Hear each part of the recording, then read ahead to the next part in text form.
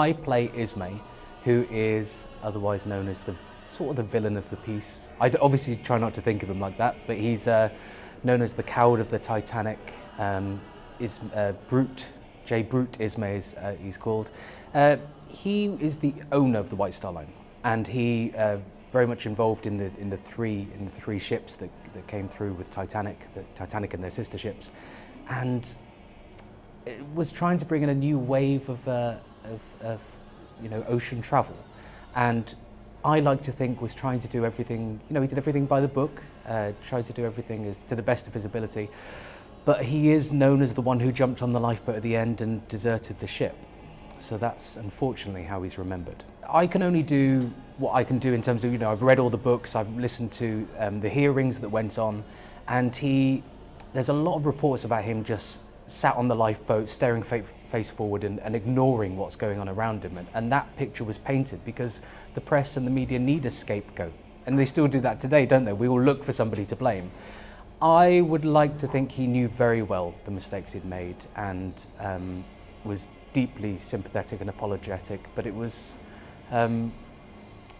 he had to go and live in sort of exile in Ireland and live with that for the rest of his life. So whilst he is the villain, I prefer to think of him as somebody who was put upon and tried his hardest, because there are also reports that he was there helping people onto lifeboats, and the reason he got onto the lifeboat is because there was a space, and there's other reports that say he was forced onto the lifeboats. There's other reports saying that he dressed as a woman and got onto the lifeboat himself. So it's whoever you decide to believe, but I certainly try not to play him as the bad guy.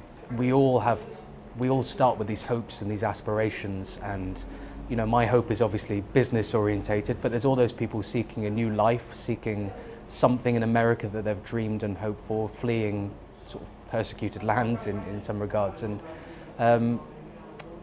then we all know the ending. We all know how the show will finish, but it doesn't stop that huge gasp from the audience, because we all get swept along with the journey, and we all sort of forget that there's going to be peril and danger at the end. You get a real sense that people are flabbergasted that there's, that we're taking down this dark path. And although I have found at matinees I am getting booed a lot more than the evening shows. Yeah, I think Ismay fares better in an evening performance than a matinee.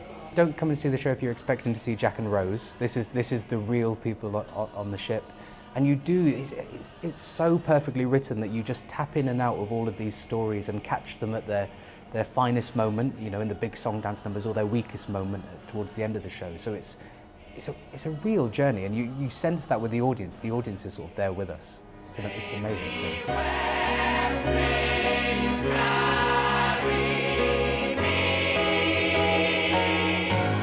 It's the biggest ensemble show I've been part of, and like you say, the sound they make is just like a wall of noise. It is just epic in proportions. It's proper old school musical sung through kind of things. It's got beautiful ballads in there, it's got ragtime numbers and all those kind of things, but when everybody's on stage making sound, it's pretty amazing, isn't it? It sort of taps into that sort of string quartet vibe that that people think of when they think of the ship going down and the musicians played on as the ship was sinking. So it does have that sort of sound to it, but it's just bigger and richer and grander, and with the percussion and everything else. What Mark and Ben have put together is just remarkable. Our sort of version of the show, the UK version of the show, is sort of celebrating its 10th anniversary, and that's what's going around the country now. It's funny you say doing the homework and stuff. I know every actor's different. I like to do all the homework and then forget about the homework, just in case there's anything in there that's helpful. But sometimes it can steer you down a bad path as well. I think when it first came out, it was a multi-million-pound spectacular. It was the biggest show on Broadway at that time. They had all the different decks with all the different classes. There was rising and sinking and all this extravagance. And it must have, I didn't get to see it, but it must have looked incredible. I think what ours has done very well, and this is down to the production team, is it just strips it back and tells the story. There's a lot of very clever scenic work, and there's some amazing design, some amazing staging, and it's beautiful to watch. But it's actually quite simplistic in its design. And I think that means the focus is on the performances and the focus is on the storytelling. I mean, we come through the audience, we arrive through the audience, and we very much try to bring the audience along with us for the journey. I mean, you never see the ship as a whole. That's totally down to you to imagine it. On Broadway, when it first came out, you saw this sort of this gigantic thing.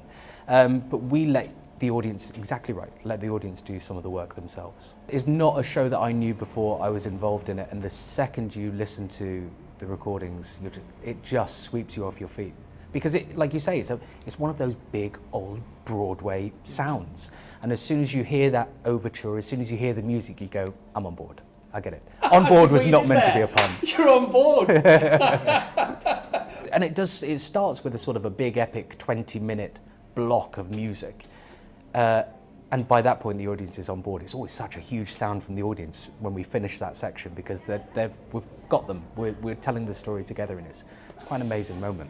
And it is a story about the class system, isn't it? And how, if you watch the show, there are different stories going on, and the classes are all on stage at the same time, but they don't interact. So if you're watching them closely, they're only interacting with the people who are amongst their class. And it's the ultimate story, isn't it? The third class being trapped below deck whilst the women and children of the first class are escorted into the lifeboats. And, there's a lot we can take from it in today's age as well. It's honestly, and I know this is so cliche, but it's an absolute privilege to do, because we're showing it to new people every night. The response is just extraordinary, really extraordinary. We've had really lovely audiences in Cardiff, and it's, like you say, the theatre is just the perfect space, because it's a great place to tell a story.